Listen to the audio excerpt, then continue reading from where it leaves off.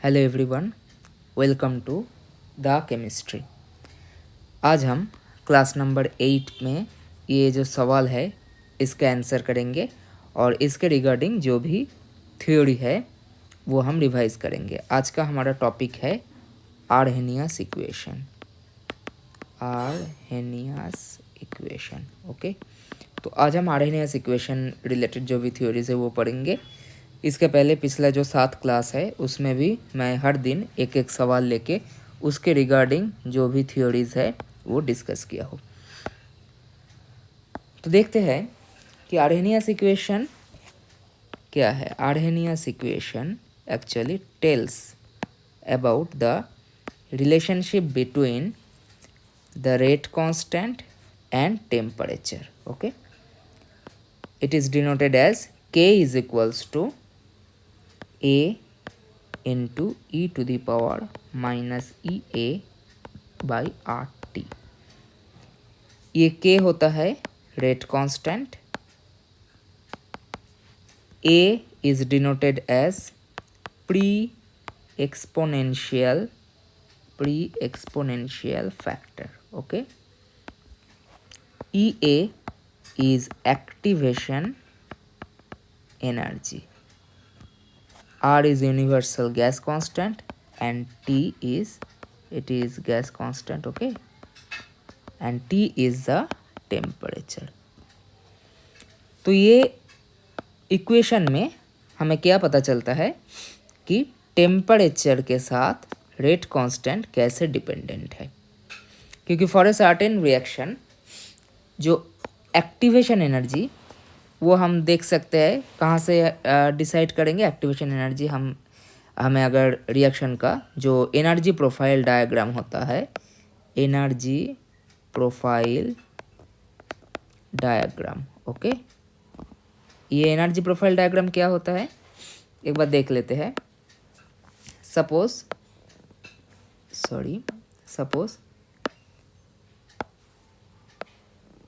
इस लाइन पे हम मान रहे हैं कि ये वाई एक्सिस है और ये है एक्स एक्सिस, ओके। तो एक काम करते हैं, एक्स एक्सिस का जगह हम लेते हैं टाइम, और टाइम भी उतना अप्रोप्रिएट नहीं है एक्चुअली। हमें कहना चाहिए टू बी प्रिसाइज कि ये है रिएक्शन कोऑर्डिनेट, ओके, मतलब कैसे रिएक्शन प्रोसीड कर रहा है। और इस वाले वाई एक्सिस पे हम लेते हैं energy, to be precise potential energy, okay. अब क्या होता है, इसको कॉमन टर्म में एनर्जी ही लिखना सही बात है। अब हम देखेंगे कि सपोज एक रिएक्शन का होता है सम A to P, okay, where A is the starting material and P is the product। तो A का एनर्जी समवेयर इधर लाई करते हैं, ओके, एंड प्रोडक्ट का एनर्जी मान लो कि ये वाला है प्रोडक्ट का एनर्जी लेवल। अब A से P जो रिएक्शन होता है इसके क्या होता है, एक ट्रांजिशन स्टेट के थ्रू जाते हैं। ये जो ट्रांजिशन स्टेट आया, जो रिएक्टेंट है जो कि स्टार्टिंग मटेरियल है उससे इसका जो एनर्जी डिफरेंस है ये वाला होता है activation energy, okay. E is the activation energy, right. अब देखो ये जो आर्हेनियस इक्वेशन आया है ना, ये इक्वेशन हमें कैसे मिला है। ये इक्वेशन अगर देखा जाए तो एक फेमस इक्वेशन है जिसका नाम है वैन हॉफ इक्वेशन।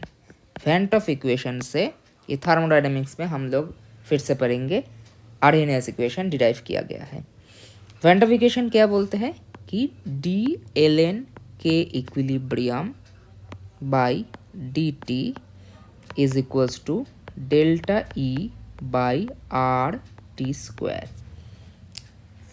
क्या मतलब है इसका कि कोई भी रिएक्शन इक्विलिब्रियम रिएक्शन है और you can tell it reversible reaction.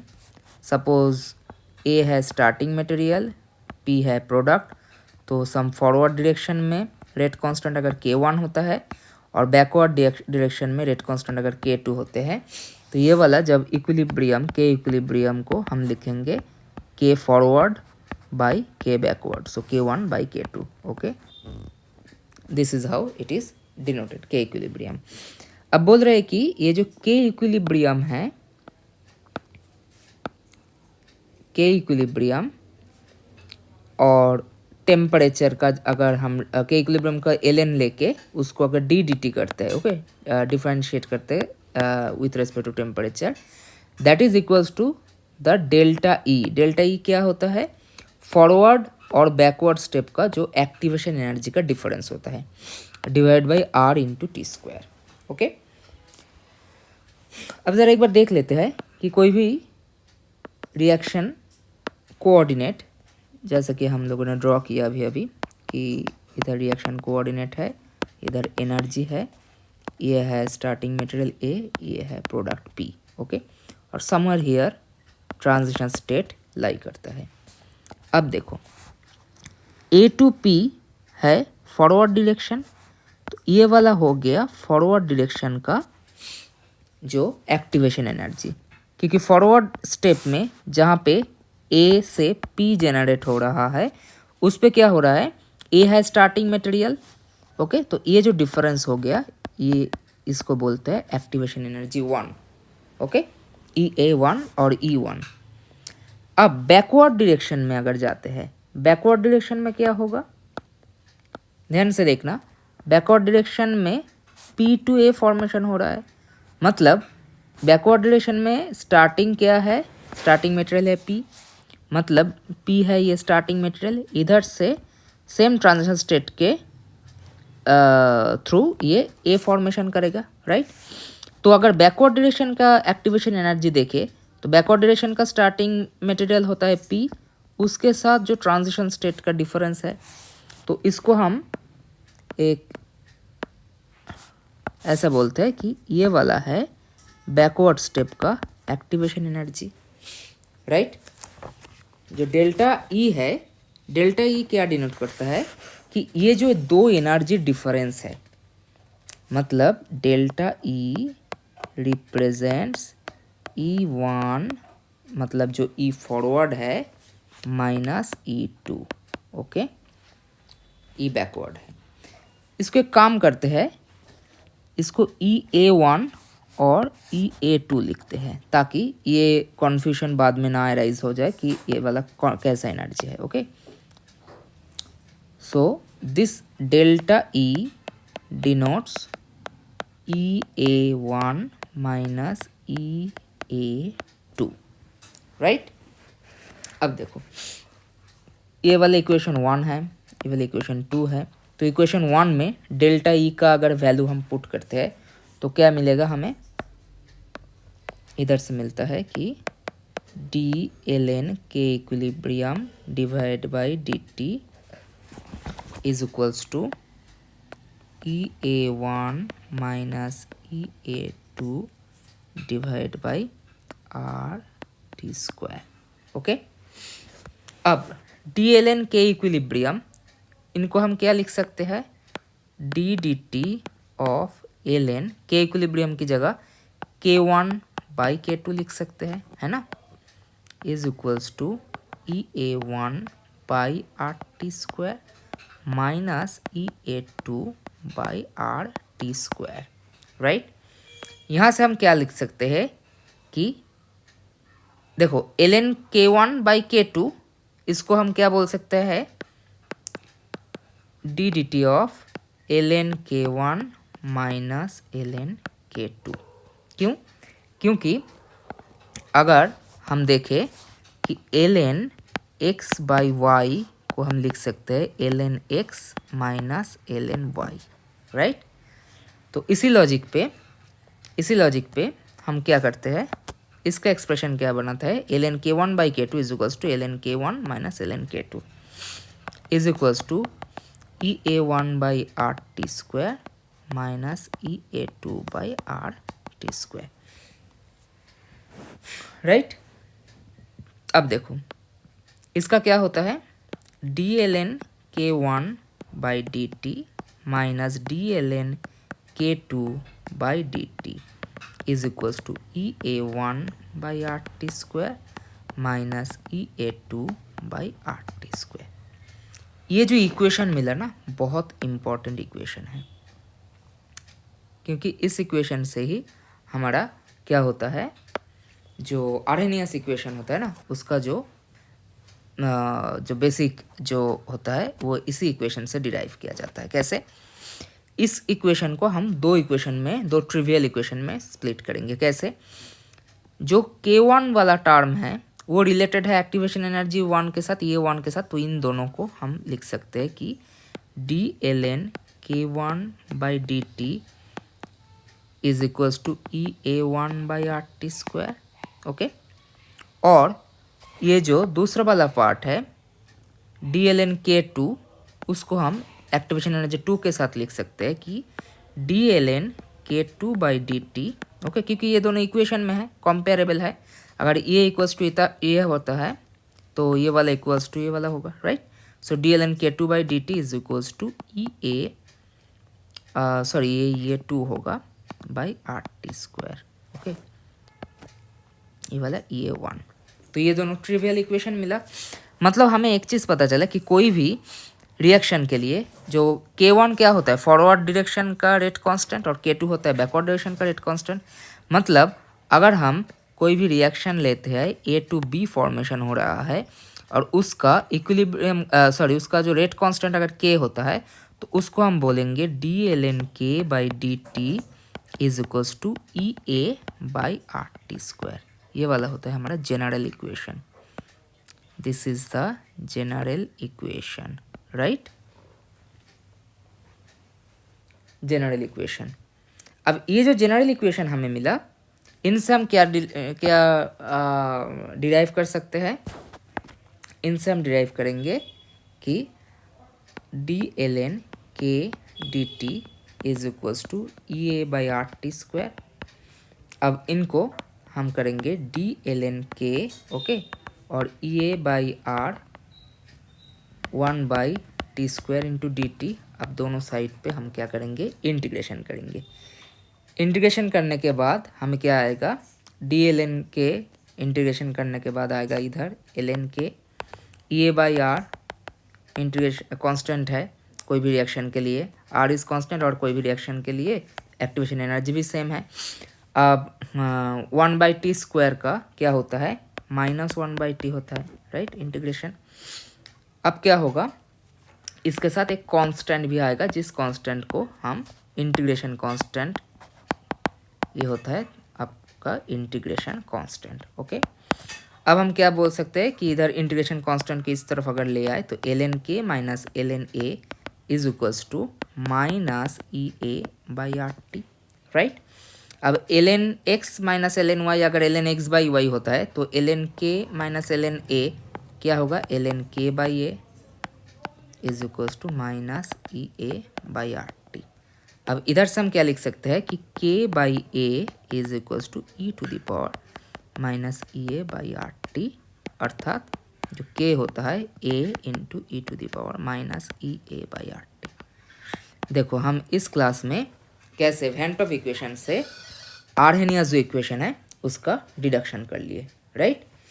अब चलो, ये जो डिडक्शन हुआ इसके रिलेटेड हम क्या मतलब मैसेज ले सकते हैं कि हमें जो भी वेन ऑफ इक्वेशन से जो जनरल इक्वेशन हमें मिलता है वो है, कोई भी रिएक्शन का अगर रेट कांस्टेंट K होता है तो dln K/dt will be equals to EA/RT²। Okay, जहाँ पे ये है आपका एक्टिवेशन एनर्जी। और आर्हेनियस इक्वेशन में क्या होता है? K is equals to A which is some pre exponential factor into e⁻ minus EA/RT। Okay, ये होता है हमारा आर्हेनियस इक्वेशन। अब आते हैं हमारे इस सवाल पे। सवाल में क्या दिया गया है कि the dependence of rate constant over temperature is known to be this. तो इस एक्सप्रेशन में क्लियरली ई डॉट जो है ना, E dot is not the activation energy. E dot activation energy नहीं है, ये कोई एक एनर्जी टर्म दिया गया है।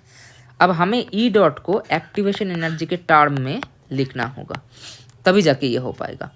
अब हमें कैसे मिल पाएगा, देखो इसका जो रेट कांस्टेंट है इसके एक्सप्रेशन क्या दिया गया है, रेट कांस्टेंट का जो एक्सप्रेशन दिया गया है k is equals to 2000 t to the power 0.3 into E to the power minus E dot by R T. अब हम एक काम करते हैं, इसका दोनों साइड पे ln लेते हैं। So ln k is equals to ln 2000 t to the power 0.3 into E to the power minus E dot by are T. Okay, अब इसका क्या लिख सकते हैं, ln k is equals to ln 2000 plus ln t to the power 0.3 और ln e क्या होगा, minus E dot by are T. ये हम कैसे लिखे कि अगर ln x y z है उनको लिख सकते हैं ln x plus ln y plus ln z, right. तो ये देख लो इधर क्या हुआ है, clearly ln 2000 into T to the power 0.3 into E to the power this one.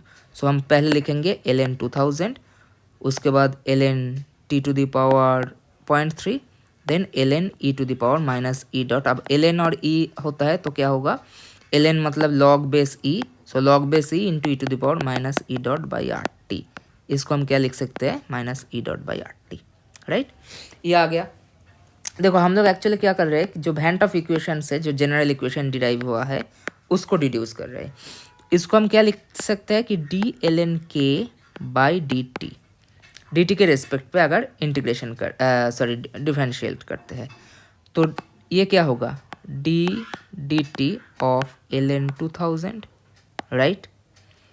अब देखो ln t, इसको एक काम करते हैं, ये वाला जो पार्ट है ना इसको हटा देते हैं। अब देखो ln t to the power 0.3 को हम कैसे लिख सकते हैं, पावर लॉग के सामने आ जाता है, so is equals to 0.3 ln t, है ना। तो इसको हम अगर डेरिवेटिव मतलब डिफरेंशिएट करेंगे सो 0.3 इधर आ जाएगा, so D T of ln t ये एक रहेगा और क्या होगा, माइनस ई डॉट अगर होता है e dot by r then d T of 1 by t. Okay, समझ में तो आ रहा है ना। ओके चलो इतना तक अब अगर समझ में आया तो नेक्स्ट स्टेप क्या होगा, देखो ये वाला कांस्टेंट है तो 0 हो गया, इस पे क्या होगा, D T of ln t इस 0.3 बाई टी, राइट। और ये वाला क्या होगा, 1 बाई टी का derivative minus 1 by T square होता है, तो इसके पहले एक माइनस ऑलरेडी है, so it is plus E dot by are T square, right.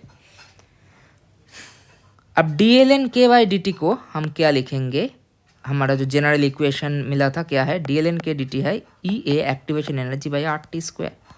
तो इसको हम लिखेंगे कि activation energy by are T square. अब दोनों साइड पे आर टी स्क्वायर से अगर मल्टीप्लाई करें तो मिलेगा E A is equals to 0.3 into R T plus E dot. मतलब यहाँ से हमारा जो ई डॉट का एक्सप्रेशन आता है वो है E a minus 0.3 r T, right. अब इतना तक अगर समझ में आ गया है तो अब नेक्स्ट स्टेप क्या होगा, नेक्स्ट स्टेप बिल्कुल भी इजी है।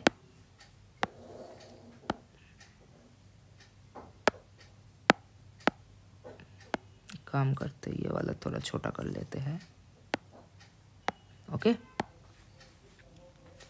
नेक्स्ट स्टेप क्या है, हमारा जो एक्सप्रेशन है k is equals to 2000 t to the power 0.3 into E to the power minus E dot by R T.